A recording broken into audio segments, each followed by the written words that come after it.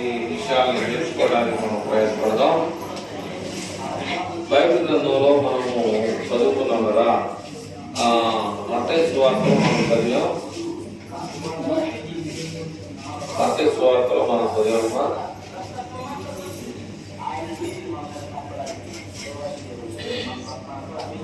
ఒకటి, రెండు, మూడు భాగాలు ఉన్నాయి. ఇక్కడ మొదటిగా మనం ఏం చేద్దామంటే 14 వచ్చిన చదువుదాం. ఎవరు బైబిల్ ఉంటే దీన్ని చదవండి. మీరు లోకమునకు వెలుగై ఉన్నారు. కొండ మీద నుండి పట్టణము మరుగై ఉండనేరదు. మనుషులు దీపము వెలిగించి కొంచెము కింద పెట్టరు కానీ అది ఇంట నుండి వారందరికీ వెలిగించుటకై దీపస్తంభము మీదనే పెట్టుదురు. మనుషులు మీ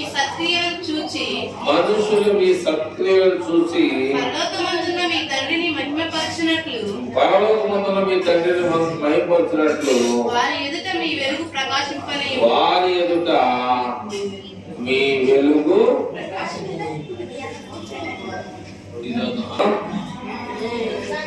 దేవుడు కొన్ని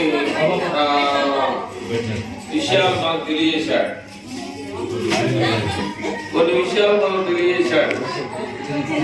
ఏమిటి విషయాలంటే 14 విషయంలో మనం తెలిసినటువంటి విషయం ఏంటంటే, మీరు లోకములకు ఏమై ఉండాలి? వెలుగై ఉండాలి.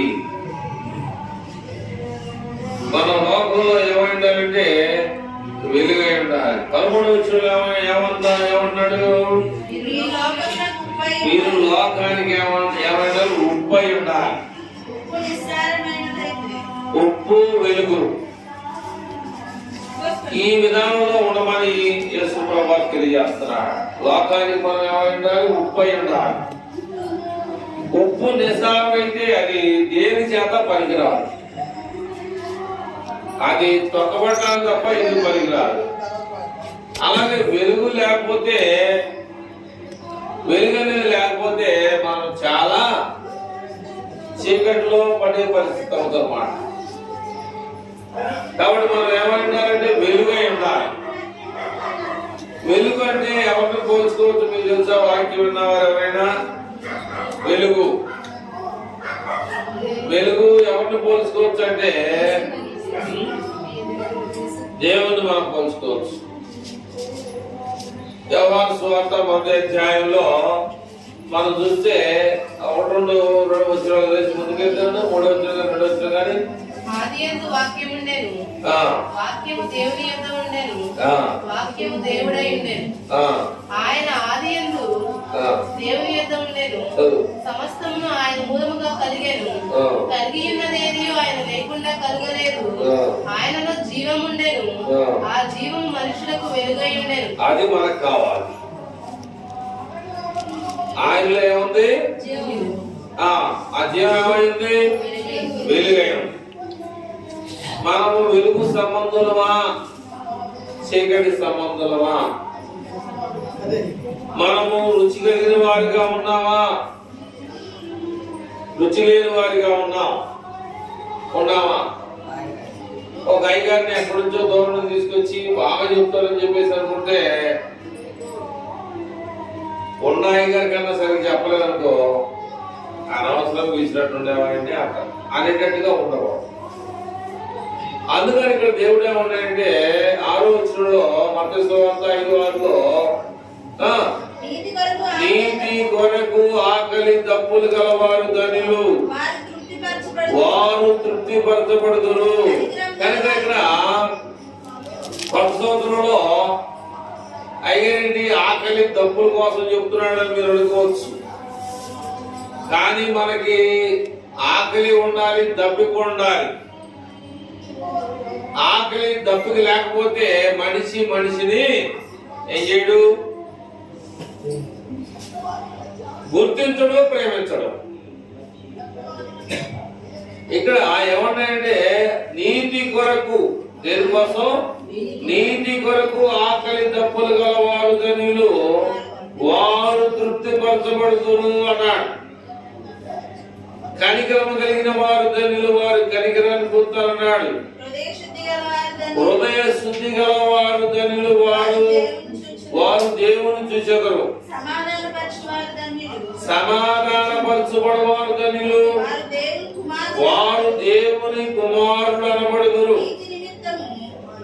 నీతి నిమిత్తము హింసించబడవారు ధన్యులు, పరలోక రాజ్యం వారిది. కానీ ఇక్కడ దేవుని వాక్యం చెప్పారు ఏంటంటే, ఎవరు కనికరించబడతారు, ఎవరి హృదయ శుద్ధి కలిగిన వారిగా ఉన్నారు. నాకు ఇలాంటి వారు కావాలని యేసుప్రభు వారు కోరుతున్నాడు. ఆకలి దప్పులు కలిగిన వారు కావాలి, హృదయ శుద్ధి కలిగిన వారు కావాలి, సమాధానం పడేవారు కావాలి, హింసించబడేవారు కావాలి, ఇబ్బందులు వచ్చినా, శ్రమలు వచ్చినా, కష్టాలు వచ్చినా తట్టుకునే వారు కావాలి. అటువారు నాకు కావాలని యేసుప్రభు వారి కోరిక. మీరు వెలుగై ఉండాలి, మీరు ఉప్పై ఉండాలి అనేది ఆయన యొక్క కోరిక అయిందనమాట. కనుక ప్రియమైన వల్ల మనము ఈ లోకంలో ఎందుకు జీవిస్తున్నాం, ఎవరి కొరకు జీవించాలి, జీవించాల్సిన అవసరం ఎందుకు ఉంది, అందరితో పాటు మేము జీవిస్తున్నాం, అందరితో పాటు మేము వెళ్తున్నాం, అది కాదు. మనలో ఏముండాలంటే ప్రత్యేకించబడినటువంటి వారుగా ఉండాలి. ప్రత్యేకించబడిన వారు, ప్రత్యేకత మనలో ఉండాలి. ఆ ప్రత్యేకత అనేది మనలో లేకపోతే దేవుడు మనల్ని విడిచిపెట్టేస్తాడు. మనం ఎక్కడి నుంచి ఇప్పుడు ఏం చేయబోతున్నాం అంటే, 2వ కొరింథీయులకు రాసిన పత్రికలో 2వ కొరింథీయులకు రాసిన పత్రికలో 5:17 చూస్తే, కొరింథీయులకు రాసినటువంటి 2వ పత్రిక 5వ అధ్యాయము 17వ వచనంలో కాగా ఎవడైనను క్రీస్తునందున్న ఎడల వాడు నూతన సృష్టి, పాతవి గతించెను, ఇదిగో కొత్తవాయెను. కనుక ప్రియమైన వారలారా, క్రిస్మస్ పండుగ కన్నా ఈ పండుగలో బాగా వాతావరణాన్ని నేను 7 గంటల నుంచి 8 గంటల మధ్యలో మొత్తం రోడ్డు నిండా కూడా ఒకే ఒక జనాంగాన్ని ఎక్కువ చూడగలిగా.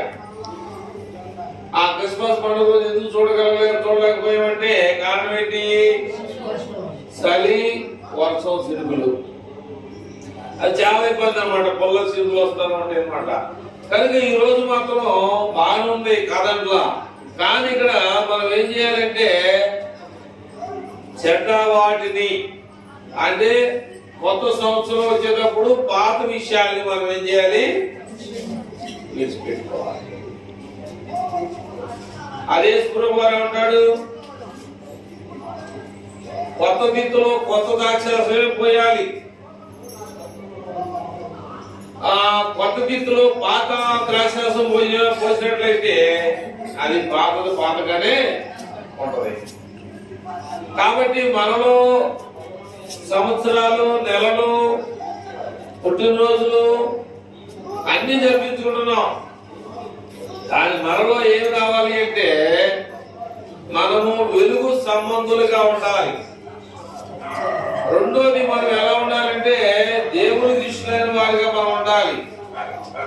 మూడోది ఏమంటారంటే, మన పాత జీవితాన్ని ఏం చేయాలి? విడిచిపెట్టాలి. కానీ పాపం మనవాళ్ళు చాలా ప్రయత్నం చేస్తున్నారు. ఏం ప్రయత్నం?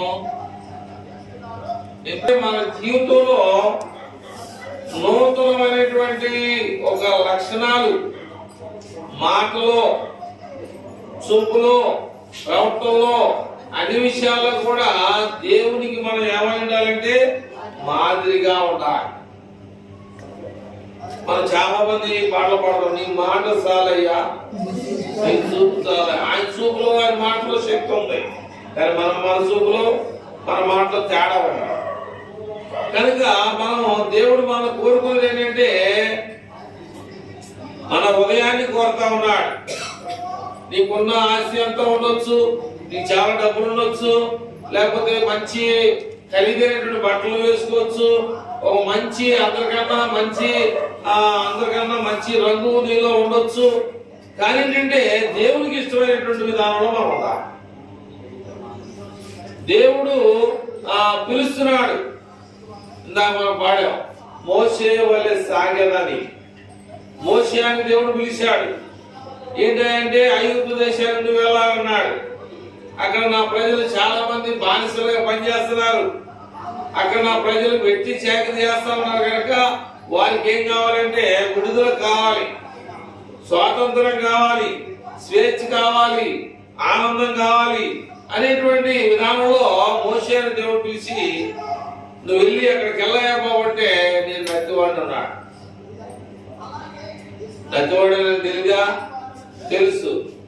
అంటే తప్పించుకోవడానికి ప్రయత్నం చేస్తుంటే ఏది ఏమైనప్పటికీ కూడా నువ్వు వెళ్ళాల్సిందని చెప్పేసి ఆయన ద్వారా అనేక అద్భుతాల్ని ఐగుప్తు దేశంలో చేసి అక్కడ వెట్టి చాకరీ చేసేవారిని, బానిసలుగా జీవించేవారిని దేవుడు మోషే ద్వారా, మోషే యొక్క నాయకత్వంలో సముద్రాన్ని దాటాడు. ఒక రోడ్డుని దాటాడు కాదు, సముద్రం అంటే పెద్దది, నది అంటే చిన్నది, కాలం అంటే ఇంకా చిన్నది, ఆ కాలంలో పిల్లకాలం అంటే ఇంకా చిన్నది. కాబట్టి సముద్రాన్ని దాటడం అంటే సామాన్యమైనటువంటి విషయం కాదనేటువంటి విషయాన్ని మనం జ్ఞాపకం చేసుకోవాలి. ప్రియమైనటువంటి వాళ్ళారా, మనము దేవుడు మనల్ని చూసి కొలసి 1:13 ఏమంటాయంటే, దేవుడు మన పరిస్థితిని, మన ఆలోచనలను చూసి ఆయన ఏమంటాడంటే కొలసి 1:13 ఆయన అంటే దేవుడు మనలను ఇందాక మనము పాడుపాడాం ఏమని, కొండలలో, లోయలలో, అడవులలో, ఎడారిలో అక్కడ ఉన్నటువంటి పరిస్థితుల్లో దేవుడు ఏం చేయాలంటే ఆయన గమనించాక, కొండల్లో ఉన్నా, లోయల్లో ఉన్నా, అడవుల్లో ఉన్నా దేవుడు, ఎందుకంటే ఆయన మనసులో దేవుడు ఉన్నాడు. ఆయన మనసులో దేవుడు ఉండడం ద్వారా దేవుడు ఏం చెప్తాడంటే ఆయన ముందు నడిపిస్తా ఉన్నాడు మన మార్గాన్ని. అలాగే ఇక్కడ దేవుడు వాక్యం చెప్తుందంటే నా రక్తవలసిన సాక్షి చెప్తా ఉంది. ఏమని విన్నారు మీరు? ఏమని చెప్పింది చెప్తా తెలుసా? ఏం చెప్పింది?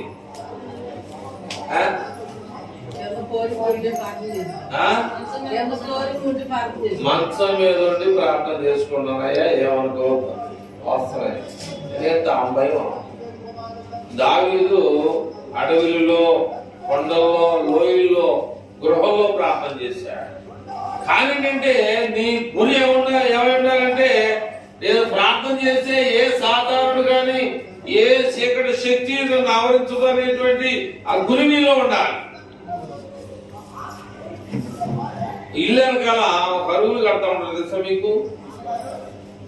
ఇంటి వెనకాల ఒక 2 అడుగులు అడుగున్నారా మనిషి కూర్చుంటానికి కొడుకులంత అరుగు కడతారు.